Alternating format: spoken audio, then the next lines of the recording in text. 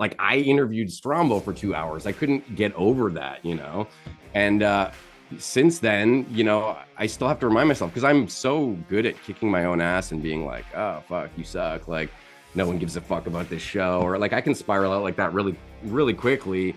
And I think social media does that to us and to our egos to a degree. But sometimes I try to take a step back and go like, yeah, but you got high with Tommy Chong and you drank scotch with Kenny Hotz. And like, there's so many things that even 5-10 year ago version of me would have been like, shut the fuck up and feel some gratitude, you dumbass. But I think I'm kind of that person where I'm always pushing the goalpost as soon as I never take time to like savor the success. It's always like, okay, that's done. Well, what's the next thing that I need to accomplish now? And it's Johnny Late Night!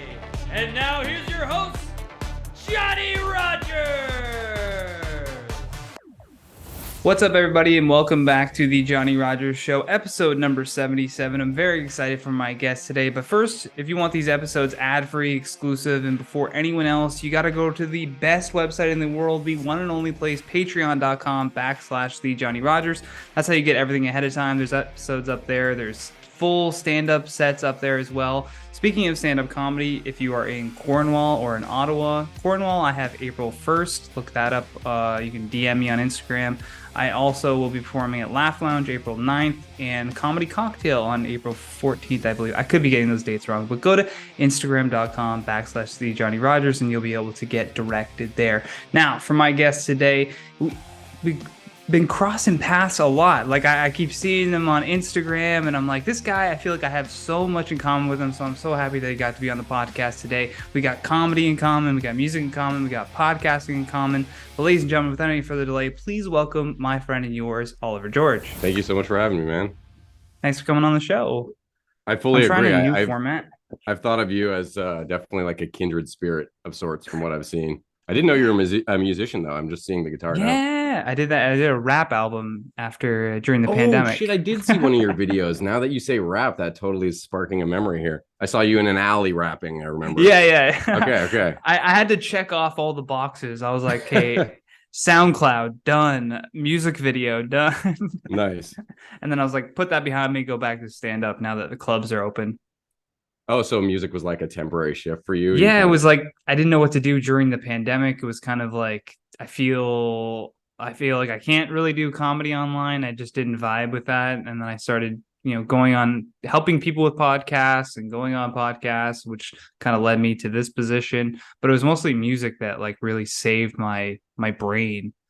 But I want to, before we get any further here, because we were just talking about the average view duration for YouTube, people are checking out early because of attention spans.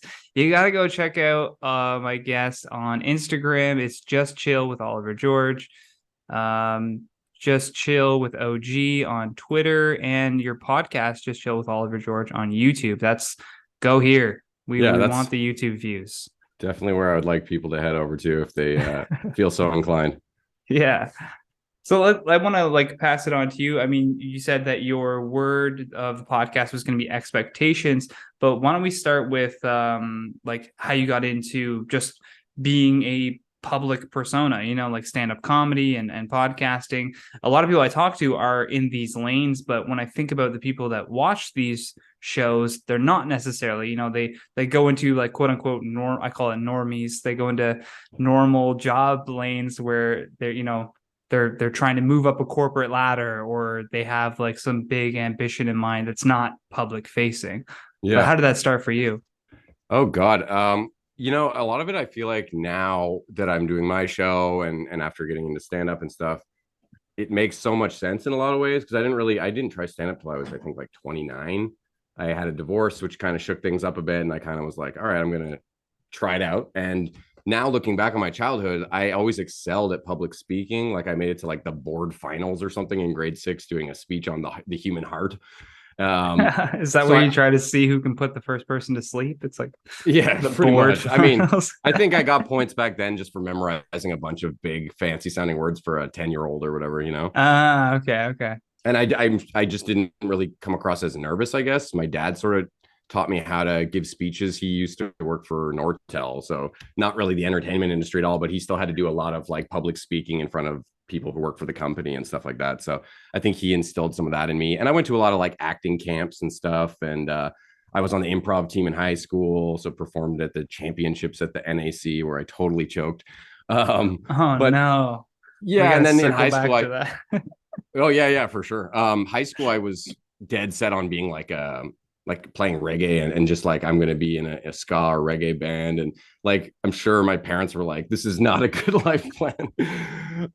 But yeah, that faded pretty quick. I after high school ended, I sort of took a year off, and then my dad convinced me, oh, you should go check out sound engineering and get into that. Um, and that kind of honestly, it was fun and it was interesting, but at the same time, kind of reinforced that I enjoyed the performing side more than being on the other side of the glass.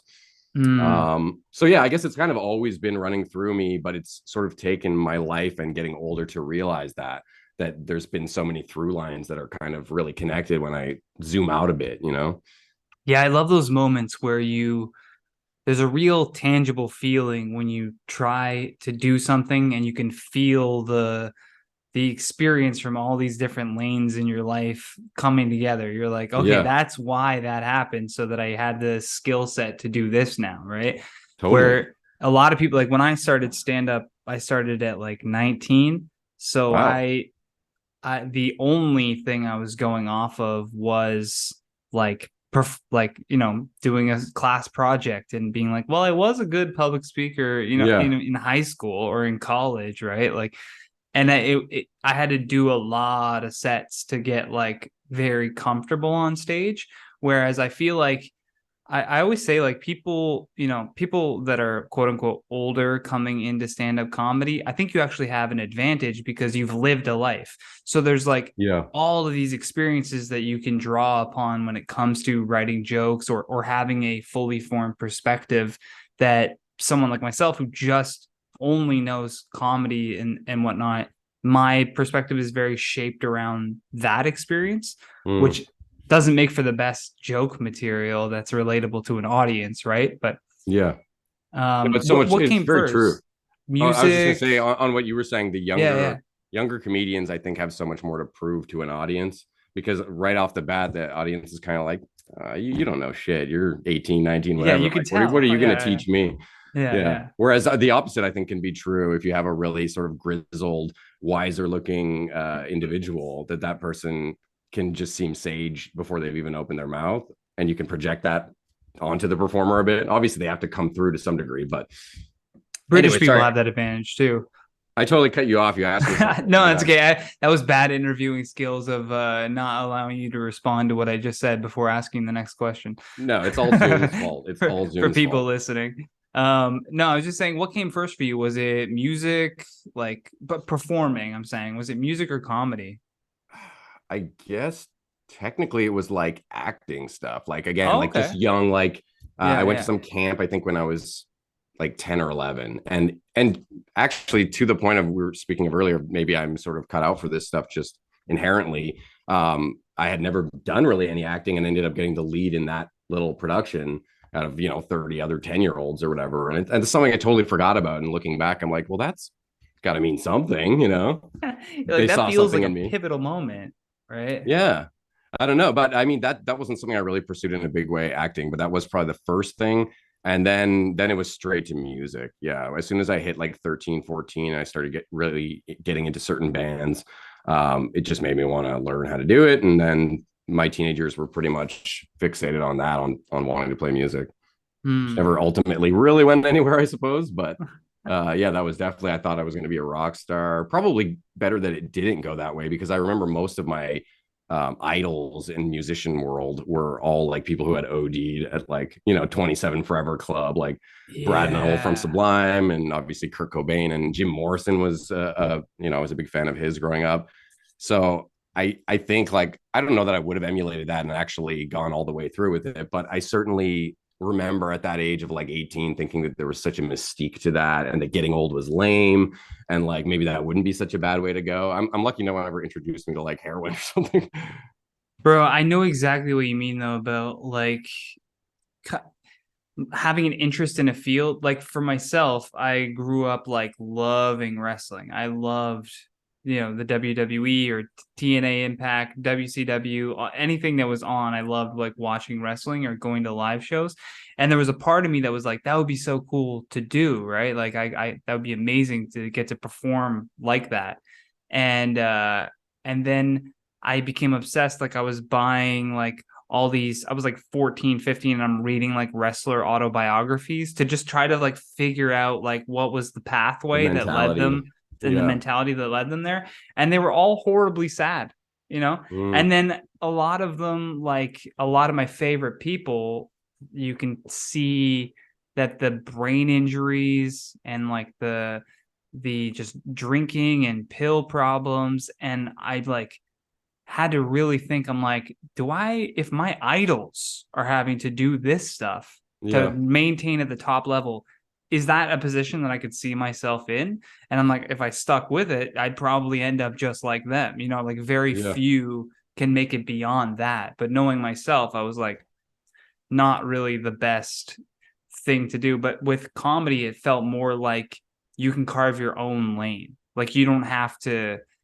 go down the Sam Kinison route, or you don't have to like be like Mitch Hedberg, where he's, doing heroin and like, Yeah. all the respect in the world to Mitch Hedberg. But like a lot of these comedians had their demons, and you can kind of, as we get older, see what may have led them down those paths and be able to separate. But as a kid, Yeah. it was like they all had pill problems. They all took steroids. They all, when it came to wrestling. Yeah. Imagine Mitch Hedberg on steroids. That'd be weird. That does not match his vibe at all. Does Yeah. not match his vibe at all. Just Jack, dude, long hair and glasses. That'd be kind of terrifying, actually. Yeah, right. Take us back though to the word expectation. So like what does that word mean to you? Why did it like come to the front of your brain when asked for that word? I don't know. I think I've been kind of trying to wonder that to myself since I picked it. But I would say, yeah, it's probably having expectations is the only thing that gets me off my ass doing anything like creatively. I feel like I'm very much the kind of person that I have to sign up for an open mic or for whatever stage time if I want to start writing and to start focusing in on it. It's just like I try to do it if I'm not actually, scheduled to be anywhere, and I can do it if I really want to, but I don't have the same. I don't know. I think again, the expectation of the audience, the expectation of the other comedians, the expectation of me on myself, like all those things are Mm-hmm. very ignite things for me. So maybe Yeah. that's part of where it is. And also for sure I have my own mental health struggles between being OCD and anxiety ridden a lot of the time. And I think that a lot of that is probably rooted in setting my expectations too high, putting too much pressure on myself. I mean, we're all figuring it out, but definitely when you're trying to do anything in the performing world, I feel like you're really putting yourself out there, making yourself really vulnerable. And if you're someone who, like me, is already, has wavering self-esteem at the best of times, it's not always a healthy decision, which is probably why I don't actually perform stand up that often. I'm very intermittent with my comedy. I'm very open about that.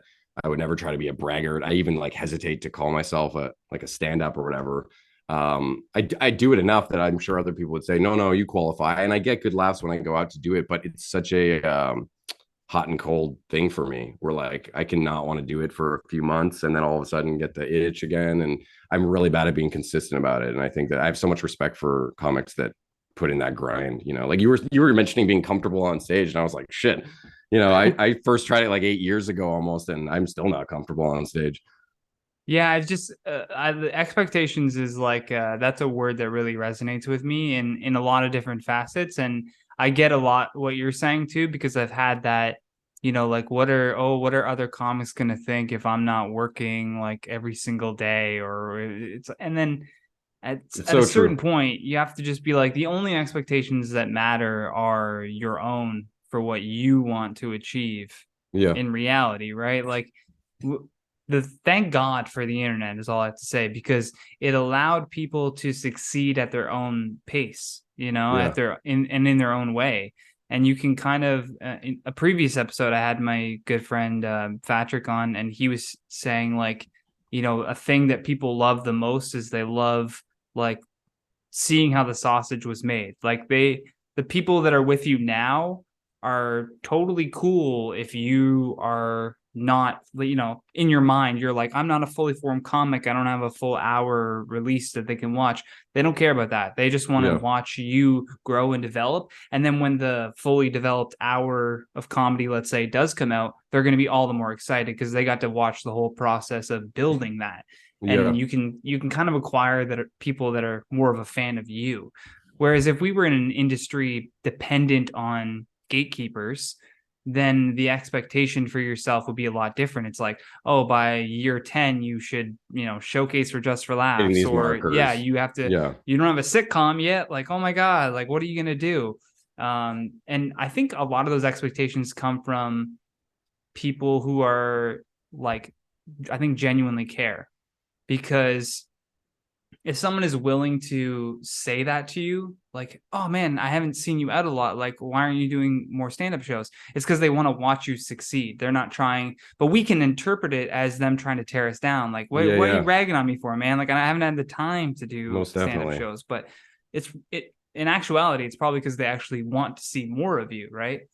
And well, there's also other people in my life will have expectations of me as well. So I find that, like, I used to do stand-up definitely more consistently years ago when I was first starting out. But I mean, I have 3 kids and I have I work occasionally, I should say, but part-time-ish at the hospital as well on top of that. So, and I'm, like stay-at-home dad type guy on top of that and doing a lot of the housework and stuff. So I have a lot of places I need to put my energy, and that's an expectation I want to keep being consistent on my end, is making sure that I'm meeting those needs of my family and needs of my employer and all those other things. And it's a balancing act, and Godspeed to all those people who are somehow able to totally immerse themselves into comedy and go full speed ahead. But that requires a very specific set of parameters, like going on the road and stuff. Like, that's, you don't know what they're neglecting also.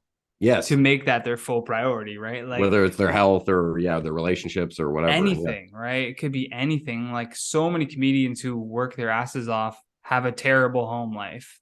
And it's like, or they're broke, or like mentally unstable. Like, mentally unstable. Like, they're just pushing through. I just got to keep doing the thing. And it starts to become the definition of insanity at some points for certain people, where it's like, you've been doing the same thing for a long time now, and you're not really seeing any growth, and you're just kind of depleting. You should maybe take a step back and reassess yourself, right? Like for me, I had to do that at the pandemic, because I was like, I don't want to go do these Zoom shows. I don't want to do a show in a park. I'm not really interested in doing that. And so it's like, I had to reassess. Don't give a fuck what anyone thinks. Just do what you want to do. And then I found joy through that. And that was like really the turning point for me, of like letting go of other people's expectations. But I don't have a family. Like, I can totally sympathize that your expectations are, like, the expectations you care about the most are probably what your family thinks about you, right? Yeah, exactly. You want your kids to look at you and be like, that's a good dad. Like, he's not always that I need to be here perfect in their eyes either. No, I like them to see me flaws and all, but I'd like to be exactly being present and being, someone they can count on. Yeah, and that teaches them like what expectations to have of other people that are close to them, right? Like, it all is just like a domino effect from there. Well, and I should also say too, in regards to stand-up and frequency and all that, that I had to make kind of a decision when I started doing my YouTube show, because that was kind of something that sort of dawned on me. Long story short, we had a flood in the basement, which was at that point just kind of like a rec room for the kids. We had to rip up all the carpets, and we were like, okay, we don't really want to move. And then kind of came to me like, shit, maybe we should turn the basement into a podcast studio. And luckily I have a supportive partner, and she was like, yeah, let's do it. And we had fun painting the place. And but I never really thought it was going to go anywhere. I'd been listening to other people's podcasts for years, so I guess maybe I had a feel for how I thought it should be done. But when it started doing pretty well, or at least well enough for my own standards, where I was like, yeah, this is worth continuing, I just found that it was such a more natural position for me. And I didn't have a lot of the anxiety and stress that came along with doing stand-up when I was just in my own environment that I had sort of cultivated for me. Well, and to make it a welcoming environment for my guests, of course. But I don't know, just having a conversation is, even as a comedian, I find often I can I think I'm my funniest when I'm just sort of situationally reacting, i.e., the improv team in high school, coming back around to that. I think that I've Yeah. always sort of leaned that way comedically. But it has to be this kind of setting where it's just like my anxiety's at bay because I'm just hanging out with a new friend and like this vibe. You know what I mean? Like what we're doing Yeah. right Yeah. now. But Yeah. when you go up on stage and everyone's like right at you, it It's a kind of changes. different set of expectations. Yeah, Yeah. Yeah. exactly. I know what Expectations. you Yeah. mean, especially like when you do, like, I don't know about you, but whenever I do stand-up comedy at a club, like I I don't usually get anxiety, but like that club sets give me the most anxiety because in my own mind, like everything is at stake. I'm Yeah. like, if this set is flawless, perfect. I hit all my jokes. The laughs per minute are up. Everyone's having a good time. The fans got their money's worth. Maybe they're even talking about the set afterwards. That goes to the booker or whatever, and that means Yeah. more spots. You're But on if the it's my radar own of the owner. podcast, there's no expectations. It's Yeah. like good conversation. It's an hour. Like we had some laughs. I got to connect better. And I think like podcasting in general is just good for your mental health. Like it's Yeah.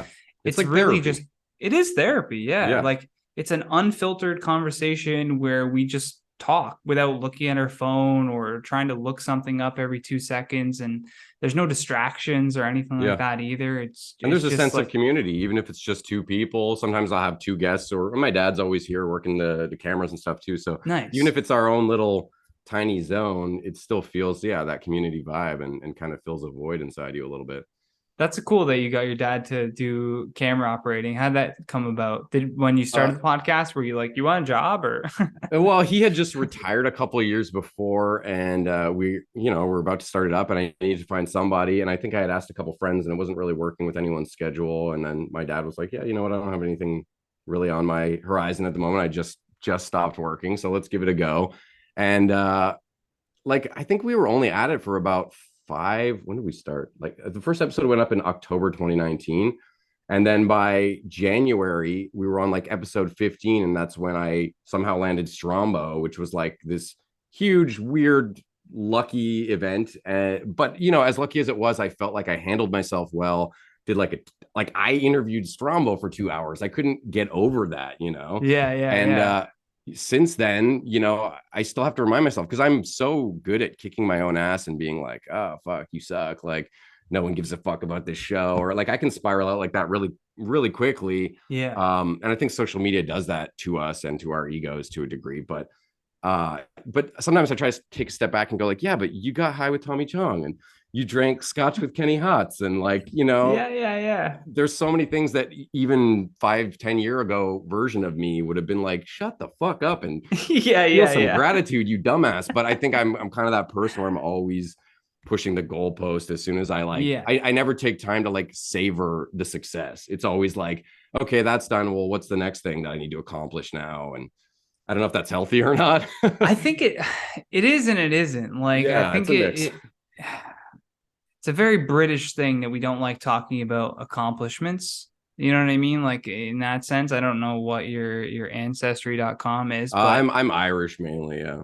yeah, I'm a mix of that too. Irish, British, Scottish, all a mishmash of that whole, European region. But like I've heard before that that's a very British thing of not being able to accept compliments. But I think it's a very much like the sign of a good artist because a good artist is constantly looking at what the top people are doing and therefore raising their taste level of what's good, comparing it to what you've done and trying to improve upon that each time, right? Yeah. Like if you look It's like back at your golf or something.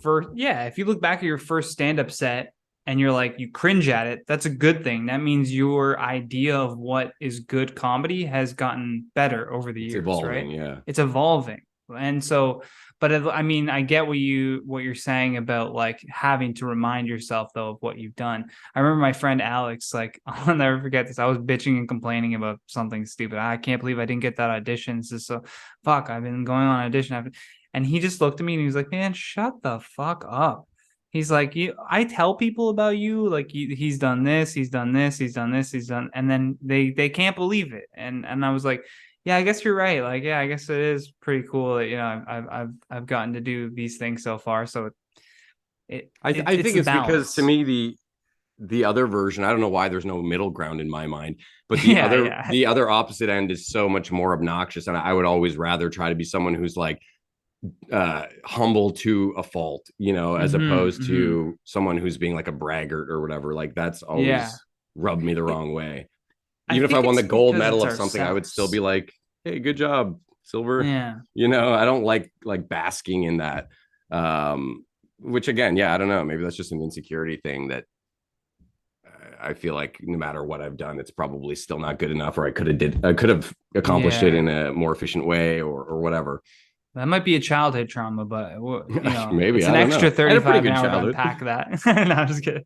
Yeah, no, I had a good childhood though. My folks were always there for me and stuff.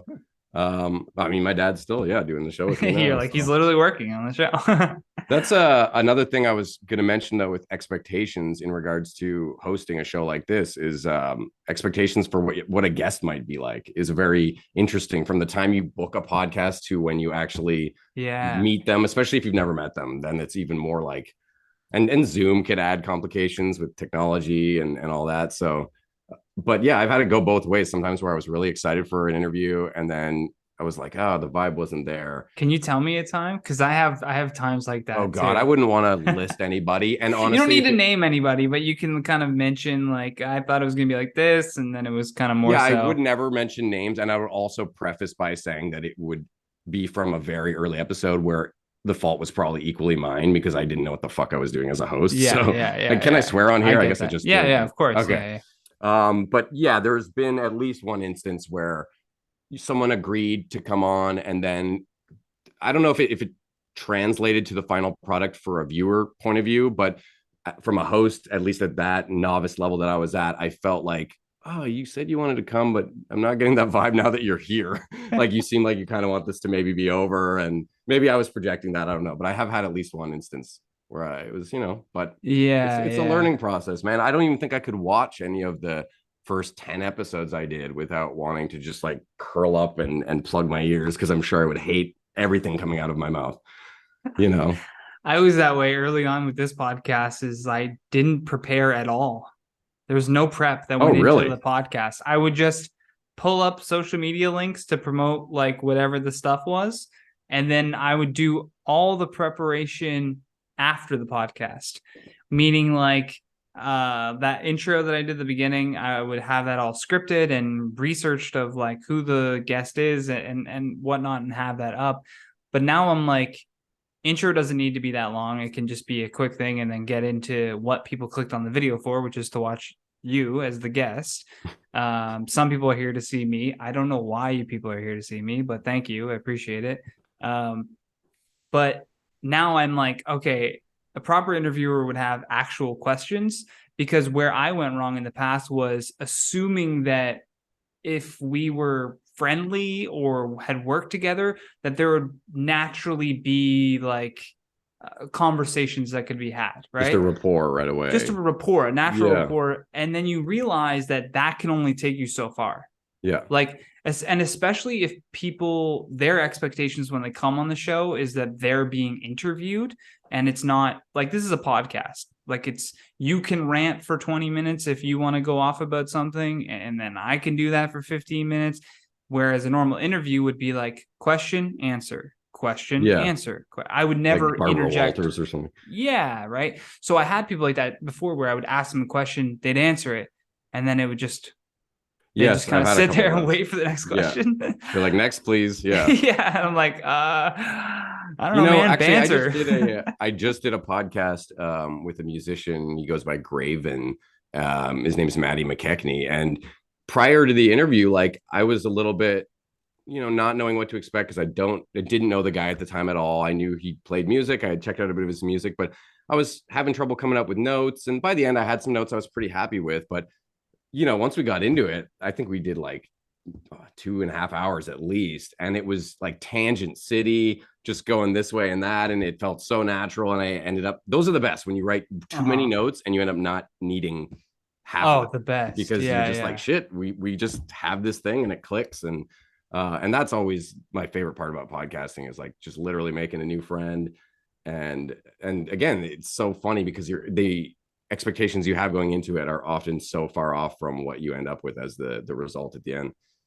Yeah, yeah. Like I do this kind of group podcast on this podcast called The Four Northmen, where it's like Oh, three of cool. my best friends. We all do like a kind of four-way call, and I'm trying to have that as like a recurring episode on the show where it happens hopefully once a month, but it's like whenever we can kind of get together.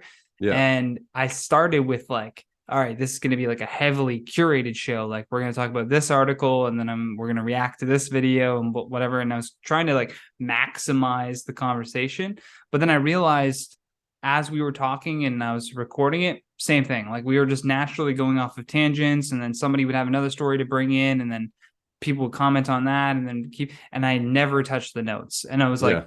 good to have them there in case we run out of shit to talk about, but I don't think it's going to happen.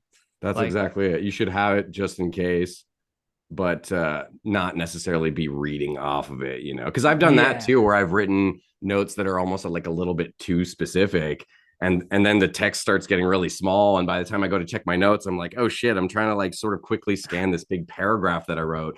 So I found like, yeah, sticking to bullet points ish with maybe a couple little drop down sub points or whatever. But you have to yeah. be, yeah, pretty confident in what you want to talk about going into it, but definitely don't overanalyze and go too deep before the conversation even starts because you can kind of shoot yourself in the foot. 1,000%. And set your expectations, throw them out the window. You know what Yeah. I mean? Like, Yeah, allow the no, expectations to arrive as you go through it. I feel like hosting, that's another one of those things where looking back on my earlier life, it all made so much sense because I was like, oh yeah, I have pretty much religiously growing up, especially before Netflix and all that, when we were still watching cable, I was always the guy that stayed up and watched like Conan O'Brien and even Jay Leno, like whatever, any late night show, I was there. I just love that host vibe. And now as I get older, I'm watching even older stuff like Carson and Dick Cavett and other people from I don't know, there's something that's always appealed to me about it, but it never came together in my mind that, oh yeah, maybe you'd be good at that. And then my Mm. mom found something from elementary school, and it was like, those class awards, and it literally said most likely to have his own talk show or something like that, and it kind of blew my mind a little bit. But yeah, I don't know. You got It's to just, post that.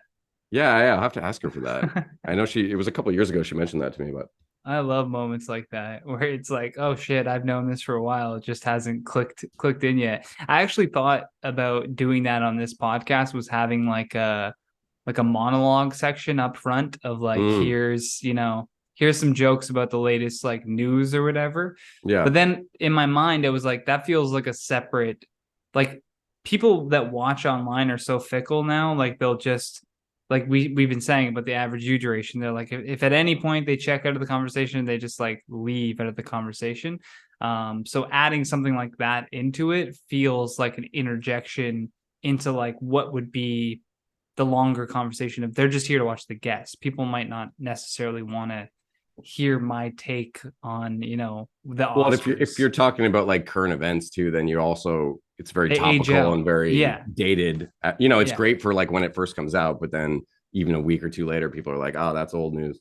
It makes sense for like straight to TV because Yeah, people are watching it now. yeah, They're not going to exactly. scroll back to see who the guest was on Jimmy Kimmel a month ago and then watch through the whole thing. You either saw it or you didn't see it, and then you Yeah. watch the clips or whatever. I don't know.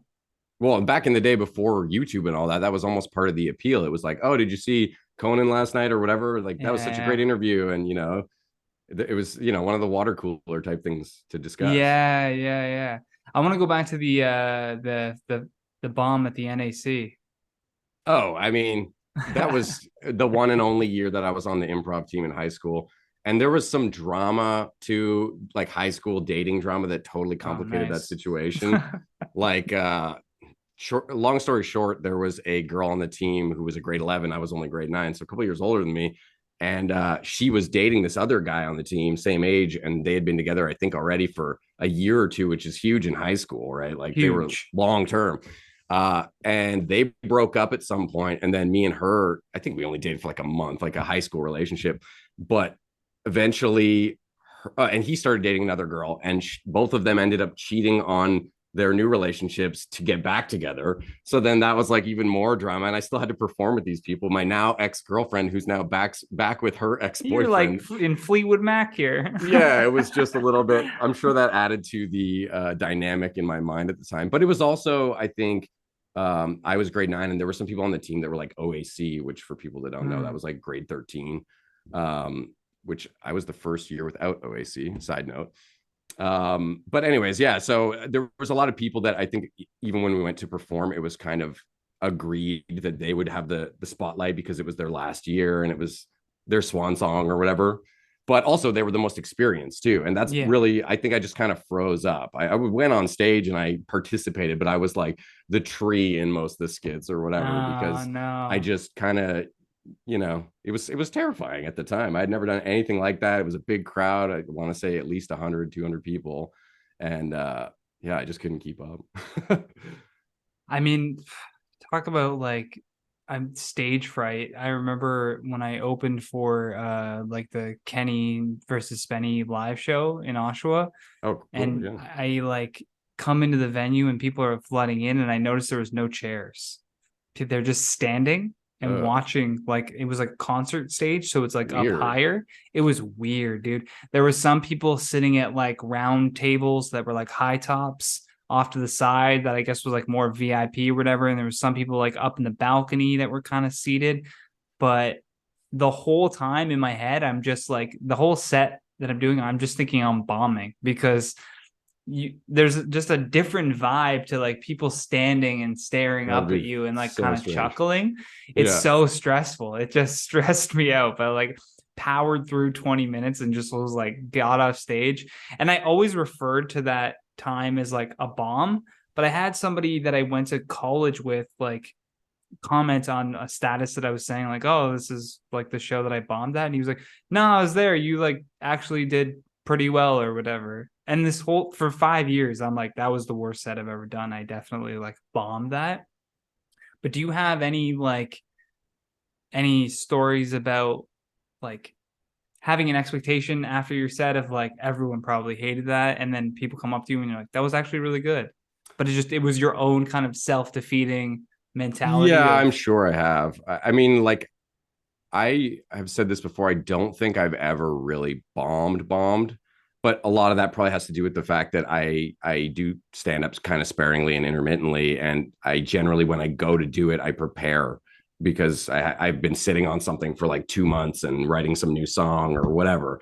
And usually when I go, that public speaking thing kicks in, and I hit my beats. I mean, I'm not saying I never flub or whatever, but I've never had like an abysmal bomb where like people were booing me off the stage or anything. But I did have one set I did in, it was at like a curling rink in Renfrew or something like the that. best stand-up comedy environment ever. Yeah, maybe like 20, 25 people in like what felt like a community center, like Yeah. with like fold out chairs and stuff. And most of them, or at least half of them, were like senior citizens. And I was singing Yeah. a song about furries and stuff that I don't even think they knew what I was talking about.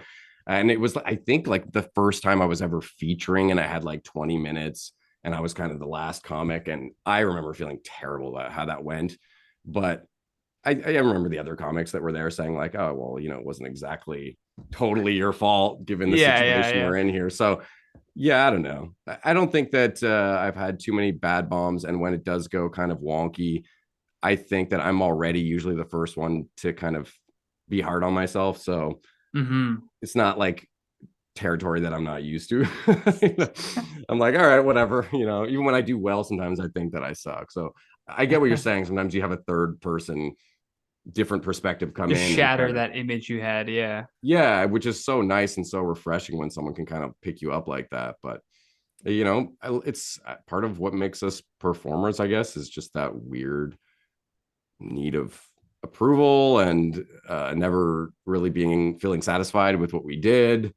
Or maybe that's just me. I don't know, but I No, think I that's think pretty you reflect common. what a lot of, yeah. I mean, and then you've talked to a bunch of comedians too. It's like that's a very common thread that seems to happen with comedians is they're just like, I don't know, man. It's like, what do you mean you're Yeah, on HBO? Like, what?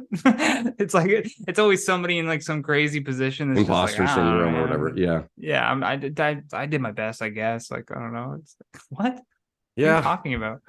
I don't know if When did it's you? Because the last time I saw you, you were like incorporating your guitar into comedy. Has that been something that's always been a part of your stand-up journey, or did you kind of like partway through go, well, let me meld like music with comedy here? it happened pretty early. Like I didn't do it right away. I had definitely done a few sets, just comedy stuff that I had been texting myself on my phone and worked out some bits, and those went really well.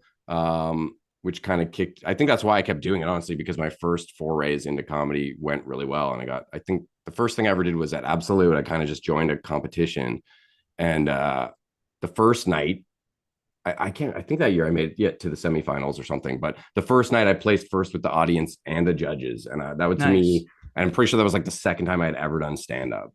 That's There amazing. was a bar near my house that would let me try when I was really, really trying the first few sets, but that was like for six drunks at like 2 a.m. I don't really count those ones. But yeah, not long after I was like, all right, I've been playing reggae since I was like 13, so I might as well try and bring some of that in. For some reason, the vibe of reggae, the first couple songs I wrote were definitely reggae songs, and it fit with comedy for some reason because it's reggae music. At least the guitar isn't exactly super complex. You're just kind of doing a couple Mm. upstrokes. It's kind of like meditative, rhythmic. It's easy to just kind of lay lyrics over top, but still have the lyrics be the thing that people are hearing the most at the forefront. Yeah, yeah. Like you wouldn't want to do like a punk song that's like a No. comedy song because people are just gonna be like, "What? What did you? It doesn't Yeah, really yeah, work." yeah. You can't hear it over the guitar thrashing.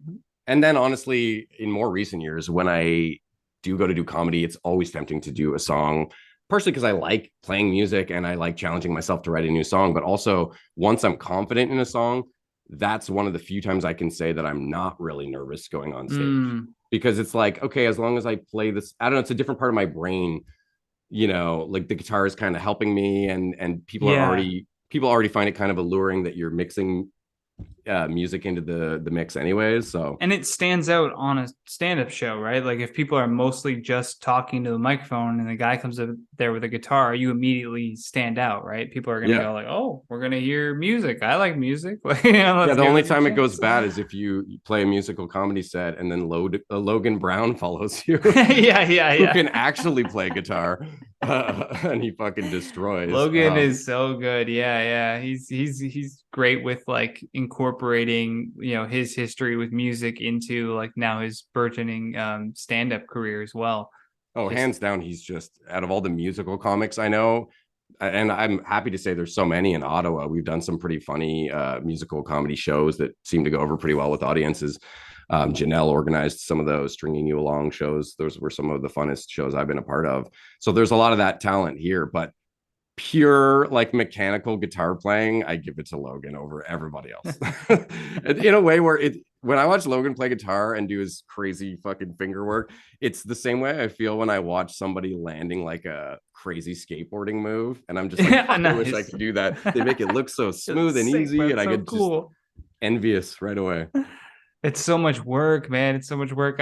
Oh yeah. It's almost the fault of video games. Like video games made a whole entire generation like I think really believe that they could do a lot of shit that they couldn't do, like Guitar Hero, Skate 2, Oh, I'm NHL, Tony Hawk. Yeah. any of those games, Tony Hawk, you're like, yeah, I could probably hit this fucking backflip or whatever. And then you stand on a real skateboard and you're like, oh Jesus.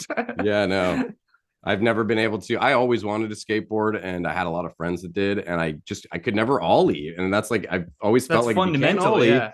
I always Yeah. thought people had Velcro on their fucking feet when they're doing ollies. Like I don't know how. I know it's physics, but I could never pull it off. I did ride like I still have a longboard, and I had these really sweet old school decks that I found in my parents' garage when I was a teenager. So at that point, they were already probably like at least 15, 20 years old. They were from like the late 80s, early 90s. They had like plastic bumpers. And I had one deck that was like, it had sections cut out so you could carry it sort of like a briefcase and then just throw it down. So I only ever used skateboards like because I was always late for the bus and shit. I used it as a legitimate mode of transportation, Yeah, yeah. but never for tricks or any of that. No, I'm always so jealous of people that can do tricks on a skateboard. That's like, and I feel like I'm at the age right now where it's like, if you didn't do it, you're not doing it, at Well, 31. have you ever gone longboarding though? No, I've never gone longboarding. It's funny. I have a little banana board, which is like the opposite of a longboard. Yeah, the It's baby this ones. Yeah. tiny little baby one, but it was again in Toronto. It was just like a great mode of transportation. Like you Yeah, could just kind of exactly. rip through the streets Just so out of easily on necessity. this. Yeah. But everybody who Um, skateboarded looked at me like I was psycho. They're like, "You're gonna break your neck on that little thing." Like it's not it doesn't go over bumps very well. oh, any of these four-wheeled boards that we ride They're around on are pretty horrible. dangerous. Just eat Yeah. shit. I mean, I would still say get a longboard because I do find it like really calming. I'll only do it like once or twice every summer. I'll remember to actually take it out. But Mhm. man, especially one time I took some mushrooms and just like went around at like 1 in the morning or whatever it was, just these really nice flat suburban streets. Like just houses everywhere and stuff, but there was no people on the streets. It felt like Mm. I was just kind of roaming in a ghost town, and it was so calm and serene, listening to tunes and just kind of vibing. But I felt like there was no way I could fall off either, and I didn't. I honestly felt like such a boss that night. I don't know what swept over me, but I felt Something like takes over with the mushrooms for street sure. surfing. Yeah, yeah. Street Well, surfing is the sickest. as opposed to another time when I actually really hurt myself on a longboard. I separated my shoulder, and that was alcohol related. So, which is the real bad drug here, Yeah, people? yeah. I mean, that was a whole other story. It was a long night that ended that way, and I definitely shouldn't have gone out on a longboard in the state that I was in. But you're like, fuck it, I want McDonald's. Let's do this. It wasn't even. It was honestly, it was a fight, like an argument that I was in, and I'm like, you got to the point where I was like, I'm going to get some air, kind of a thing. I'm gonna go clear Just my head. longboarded away. I'm gonna go clear my head and separate my shoulder. Yeah, it was. Fuck. There was emotional juices running that night for sure. Oh man. There's a question I ask every guest on the show, and I'm curious to hear what your answer is. If you could call your 15-year-old self and give him a piece of advice based on what you know now, knowing that it won't affect your current timeline whatsoever, just Oh affects his timeline, what advice would you give the 15-year-old version of you from this alternate reality? man, interesting question. Because if it's not really going to affect me, then that does change things a bit. I'm not really okay. I mean, I would honestly probably tell him to uh, stop associating sports or all fitness with sports and gym class mentality, because that was always something for me.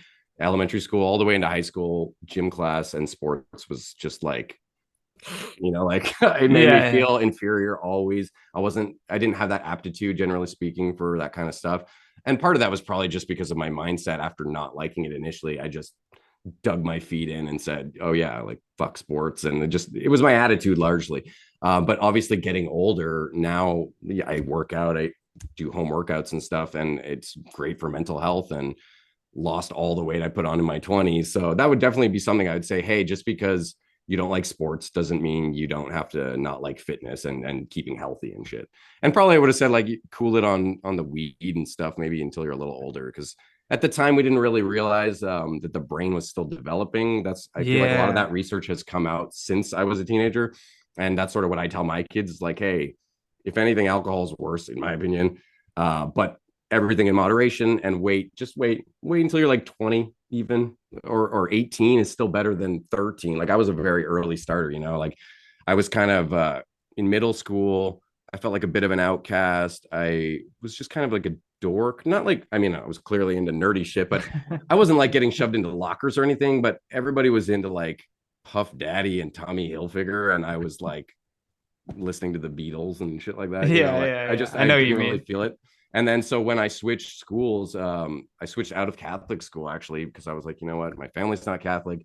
I don't really know why. I've been in Catholic school my whole life. I'm going to go to public school for high school. So I switched schools, and I saw that as sort of like a new chapter in my life, and instantly kind of just succumbed to every bit of peer pressure that was thrown my way. Like, in a month I was smoking cigarettes, and by October I was a pothead. And anyways, so I spent a lot of Oh, I think you froze there. being definitely much harder than I should have.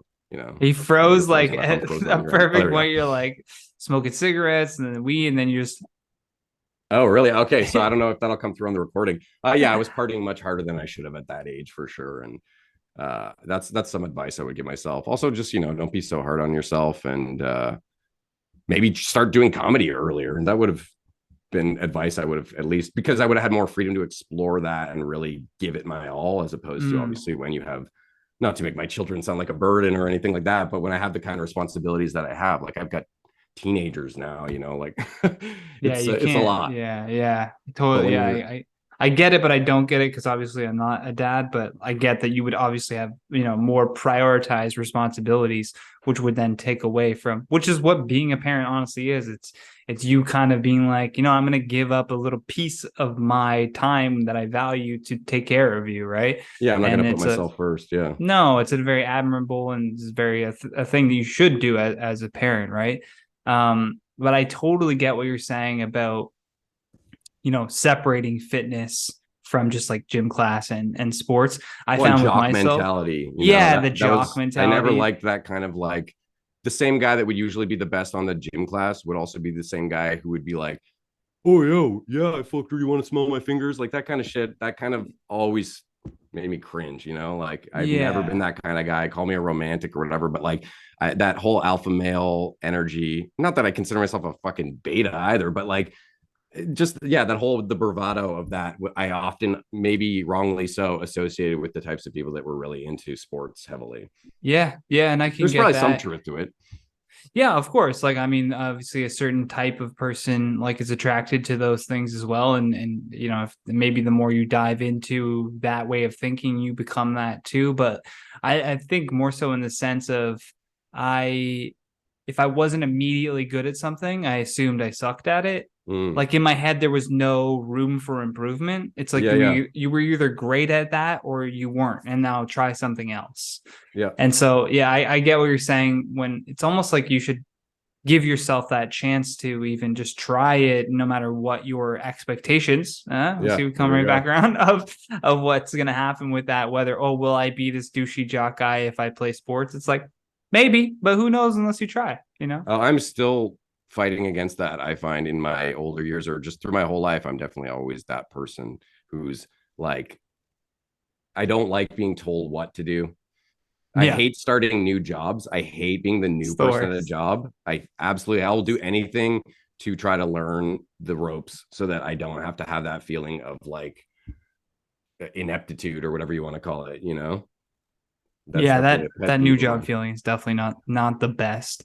I'm gonna pull Look, this podcast around though. Just oh yeah, for gonna sure. shout out. We can keep chatting, but just for the viewers, go follow Oliver George at Just Chill with Oliver George on Instagram, Just Chill with OG on Twitter, and Just Chill with Oliver George the podcast on YouTube. Is there anything you want to leave with the viewers? Well, I mean, all the promo stuff, I guess you were saying, just please, if you think that you might dig my show or you dig my vibe, I would really appreciate it if you come check out some of my interviews. I've had the extreme pleasure of chatting with so many interesting people, some notable entertainers, but also just some, I don't even want to say run of the mill or anything disparaging, but like no, everyday folk. There's no nice way to say it. People that have Non-entertainment yet to types. pop. Yeah. Non-entertainment types. I mean, like scientists and Yeah. Oh, amazing. teachers, and I've anyone. Honestly, that's something I would like to expand upon further, and I'm trying to do right now, is find a more diverse guest pool. Not that I don't love talking to stand-ups; it's always going to be super entertaining. But I would love to get like a paranormal expert, an animal expert, like that kind of stuff. That's where I'm hoping to Yeah, branch out in yeah. the future. So, and we're coming up on the 100th episode soon, which I'm gearing up to try to do like a live podcast with probably a couple past guests and maybe a couple new ones, and do sort of a Nice. panel. So the details of that are still being worked out, but come subscribe to my channel and you'll find out when I know. And thank you for the opportunity to hang out on your show, man. Yeah, man, of course. I'm happy to have you on. If you're listening to this on Apple Podcasts, don't forget to give us a 5-star review. And if you're on YouTube, thank you. Hit that subscribe button, turn on notifications, all that jazz. But for now, I've been your host, Johnny Rogers. And until next time, stay classy, YouTube. You've been listening to The Johnny Rogers Show. New episodes air every Friday at 8 p.m. Eastern Standard Time.